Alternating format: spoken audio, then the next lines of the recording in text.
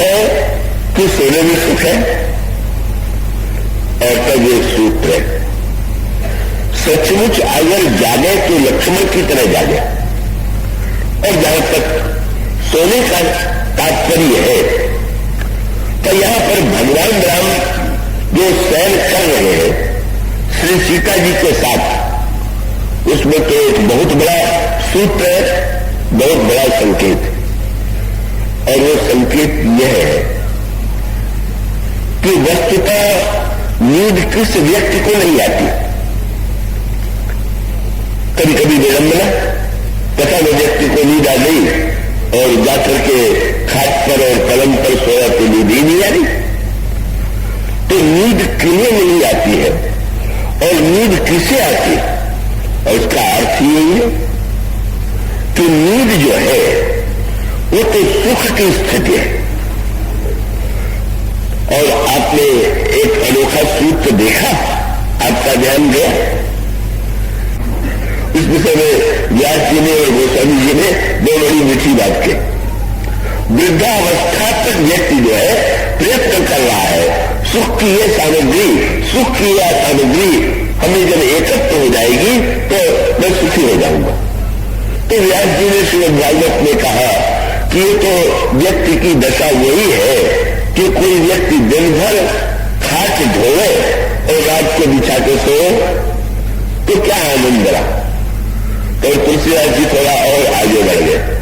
तुलसीदास जी ने कहा कि नहीं महाराज, अगर कोई व्यक्ति दिन भर धोए और रात को सो ले तो भी गनीमत, लेकिन उस व्यक्ति के विषय में कल्पना कीजिए कि रात्रि को जिसने दिन भर के पलंग को धोया और रात्रि होने के बाद उसने पलंग बिछाया, पलंग तो बिछ गया, पर जो गद्दा आया तो गद्दा पसंद नहीं आया।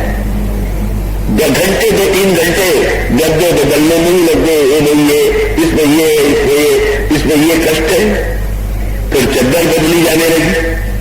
और गोस्वामी जी ने मेरे पत्रिका में बड़ी भाषा में कहा, सारी रात में व्यक्ति पलंग बिछाता रहा और सवेरा हो गया और फिर से सिर पर लाद के चल पड़ा। दासत ही गई बीत निशा सब करोड़ नाथ नींद बरसो। तो युवावस्था से जो सुख की सामग्री एकत्र करने लगते हैं, वृद्धावस्था तक व्यक्ति जो है यही मानता है कि ये वस्तुएं जब हमें मिल जाएंगी, प्राप्त हो जाएंगी, तो हम सुखी हो जाएंगे।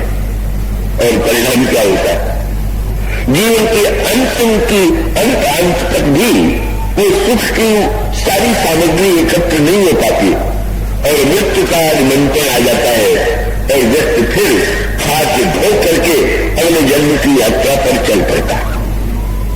किंतु कल जो सूत्र चल रहा था, ईश्वर ने तो शरीर के द्वारा ही हमें आपको बहुत बड़ी शिक्षा दे दिया। क्या देखिए, दिन में तो हम प्रयत्न करते, पुरुषार्थ करते, परिश्रम करते, और जब वस्तुएं मिलती है तो उस क्षण के लिए हमें तत्काल तो यह लगता है कि इसमें सुख है, किंतु अभाव की अनुभूति होती है। पर ईश्वर ने ये दिन के साथ जो रात्रि बनाई है, उसके द्वारा तो हम और आप सीखें क्या। दिन में आपको फैलाना पड़ता है और रात्रि में आपको समेटना पड़ता है। पुरुषार्थ माने फैलाना, कर्म कर रहे हैं, उन्नति के लिए प्रयत्नशील हो रहे हैं। आप जब प्रातः काल हुआ तो अपने कमरे से निकल करके आप मकान में आए, भवन से निकल करके मोहल्ले में आए, मोहल्ले से निकल करके नगर में गए और आप दिन भर पुरुषार्थ किया। लेकिन दिन भर प्रयत्न करने के बाद अंत में आपको क्या करना पड़ता है, यही तो करना पड़ता है कि फिर अभी तो दिन भर आपने फैलाया, अब रात हो गई तो छतरपुर से उस मोहल्ले में चले जाइए, पहुंच जाइए जहां आपका घर है, और अपने घर में भी उस कमरे में चले जाइए तो जिसमें आप और आपकी पत्नी है, और उसके पश्चात भी पत्नी से चाहे जितनी मीठी बात करो, थोड़ी देर के बाद आपको उसे भी भूलना पड़ेगा और तो आप गहरी नींद में सो जाएंगे। और ये सोचिए कि जब आप सो जाते हैं तो क्या होता है? क्या इस समय परिवार का भान होता है? क्या संपत्ति का भान होता है? क्या पद का भान होता है? क्या कुछ तो नहीं होता। तो कुछ न होने पर आप सुखी होते हैं कि नहीं होते? नित्य तो आप ये देखते हैं कि नींद में कुछ नहीं है और आपको कितना सुख मिलता है, कितना विश्राम मिलता है कि जब आप जगते हैं तो आपके मुंह से यही शब्द निकलता है कि वाह, आज तो बड़ी सुख की नींद आई। तो मानो ईश्वर ने ये सूत्र दे दिया कि सुख अगर केवल वस्तु में ही होता तो रात्रि में व्यक्ति को दुख की अनुभूति होती, लेकिन जब निद्रा में कुछ नहीं है और इतना आनंद आता है तो वस्तु में जो आनंद है उसे तो भूलिए, इनके अभाव में जो आनंद है उसकी दिशा में भी तो चलिए। वो तो दिन निरंतर आपको नित्य ही यही पाठ दोहराना पड़ता है। और इसलिए वो बड़ी प्रसिद्ध एक गाथा आती है गौरी प्रबंध में, कोई भोज बड़ा विद्याव्यासंगी था, विद्वानों का अनादर करता था। फिर वहां एक कवि थे, कई हवाओं से पीड़ित थे और बेचारे उनको यही लगा कि अब मैं और तो कुछ नहीं कर सकता तो राजमहल में चोरी ही करूं। चोरी करने के लिए बैठ गए और वहां पर भी वो बुद्धिमत्ता उनकी सोचने लगे क्या चोरी करना चाहिए, क्या नहीं करना चाहिए, उचित अनुचित ये दुविधा में पड़े हुए थे। भोज उस समय अपने सुंदर शैया पर लेटा हुआ था और वो उसको सारे दृश्यों की याद आ रही थी और सारे दृश्यों की याद आते हुए उसने गिनना शुरू किया।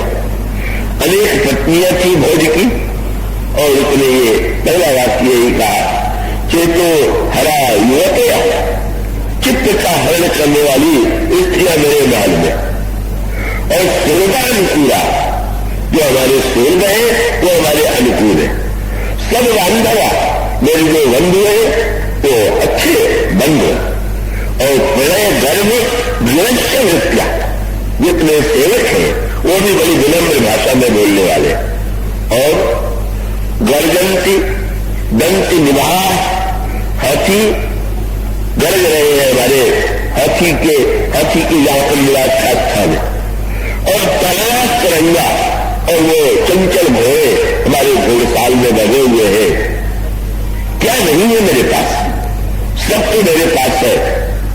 पर बड़ी मीठी बात आती है, ये तीन पंक्ति तो उनके मुख से बार बार निकलने लगी, पर इसका अंत कैसे करें वो ये सूझ नहीं रहा। तो कवि जी से कैसे रहा जाए? वो तो भूल गए कि हम चोरी करने आए। उन्होंने भोज को संकट में पड़े देख करके वहीं से तुरंत एक वाक्य जोड़ दिया। तो उन्होंने कहा, से तो हरा युवत सूर्यानुकूला, सर्वांधवा, प्रणय गर्भ जुरस्य हुस्या, और गर्जन के दंत निभा तरलास करंगा। पर कवि ने धीरे से जोड़ दिया, संमीरने मैंने नहीं किंचित, पर आंखें बुझ जाएंगी तो इनमें से कोई कुछ नहीं हो। मृत्यु माने वो भी आंख बुझना है, नींद मानेगी वो भी आंख बुझना है। पर कैसे विचित्र बात, मृत्यु से हम डरते हैं, नींद से डरते नहीं। नींद को हम बुलाते हैं, कारण तो ये कहीं मृत्यु में भी कुछ नहीं होता और नींद में भी कुछ नहीं होता। पर नींद के साथ ये कल्पना जुड़ी हुई है कि जब सो के उठेंगे तो हमारा संसार हमें जो कहते मिल जाएगा। बस इस कल्पना के बहाने ही तो आप सब वस्तुओं को छोड़ दे। यह आवश्यक तो नहीं है कि कोई व्यक्ति सो करके उठे ही, कई लोग जो है सोई चले जाते।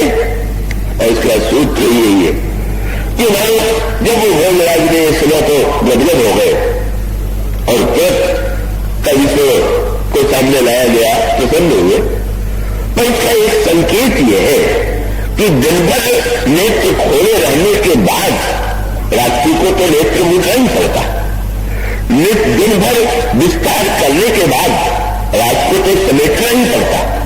जो फैलाना जानता हो, समेटना न जानता हो, कब वो व्यक्ति बेचारा दुखी होता है। और इसीलिए जो समेटने की कला में निपुण नहीं होते, पलंग पर लेते लेते भी संसार की आज क्या क्या मैंने किया, क्या लाभ हुआ, क्या हानि हुई, कल क्या होगा, कैसे होगा, अब वो जो उस समय खाट पर भी विस्तार कर रहे हैं, नींद नहीं आई, गोली खा के नींद लीजिए और तब भी नींद ना आए तो फिर पागल बन जाइए। पागलपन की स्थिति आ जाए तो एक सूत्र है जीवन का कि भक्ति में ही सुख नहीं है, वस्तु के न होने में भी सुख है। संसार में ही सुख नहीं है, संसार के अभाव में भी सुख है। आंखें खुली रखने में ही सुख नहीं है, आंखें मूंद लेने में भी सुख है।